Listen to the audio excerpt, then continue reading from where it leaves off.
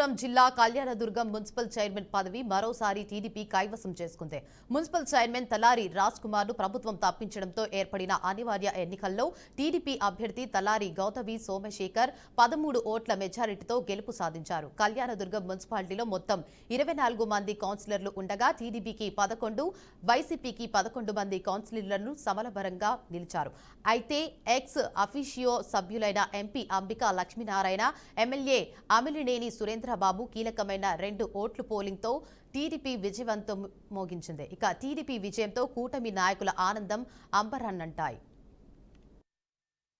Kalyandurg municipal chairperson యొక్క ఎన్నిక జరిగింది.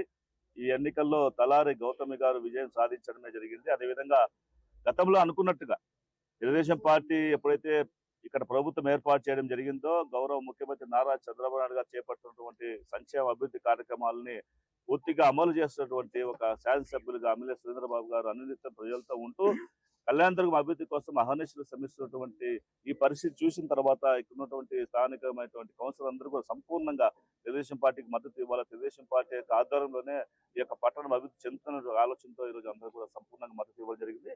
ఈరోజు తలారి గౌతమ్ గారు మున్సిపల్ చైర్పర్సన్ గా ప్రమాణ స్వీకారం కూడా చేయడం జరిగింది. కాబట్టి మేమందరూ ఒకటే లక్ష్యంతో పనిచేస్తున్నాం. తెలుగుదేశం పార్టీ ఎన్డీఏ యొక్క కూటమి ఎక్కడైనా సరే మన రాష్ట్రం ఇప్పటికే చాలా రకాలుగా వెనుకబడిపోయింది. గత 5 సంవత్సరాల పరిపాలనలో పూర్తిగా అధపాతాలకు పోయిన పరిస్థితుల్లో తిరిగి దీన్ని మళ్ళీ ఒక మంచి స్థాయికి తీసుకోవాలి, భారతదేశంలోని ఆంధ్రప్రదేశ్ ని ఒక అత్యుత్తమమైన రాష్ట్రంగా తీర్చిదిద్దాలనేటువంటి ఆలోచనతో గౌరవ ముఖ్యమంత్రి గారు ఒకవైపు, మరోవైపు నారా లోకేష్ గారు ఒకవైపు పూర్తిగా పనిచేస్తూ ఈ రాష్ట్రాన్ని అభివృద్ధి దిశగా తీసుకెళ్తున్నారు. కాబట్టి అందులో కళ్యాణదుర్గం విజయం తలారి గౌతమి వైపు ముగ్గు చూపడం జరిగింది.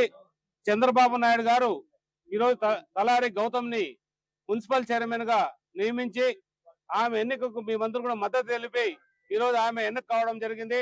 చాలా సంతోషకరం. ఎందుకంటే తలారి అనేది మన ప్రాంతంలో ఒక కుటుంబానికి పెద్ద దిక్కుగా ఉన్న తలారులు చాలా మంది ఉన్నారు. అలాంటి తలారి కుటుంబం మన కళ్యాణదుర్గం ప్రాంతంలో ముఖ్యంగా ఎక్కువగా ఉన్నారు. అలాంటి ప్రాంతంలో ఉన్న తలారి కుటుంబం సంబంధించిన తలారి గౌతమి గారిని ఎన్నుకోవడం చాలా శుభ సందర్భం. ఏదేమైనా కూడా మా మధ్యలో ఏ రకమైన భేదాభిప్రాయాలు కానీ కుల మతాలకు అతీతంగా మేము మా నాయకుడు చంద్రబాబు నాయుడు గారు నేర్పించాడు. మా పవన్ కళ్యాణ్ గారు కూడా అదే చెప్పారు. మా నారా లోకేష్ బాబు గారు కూడా అదే చెప్పారు.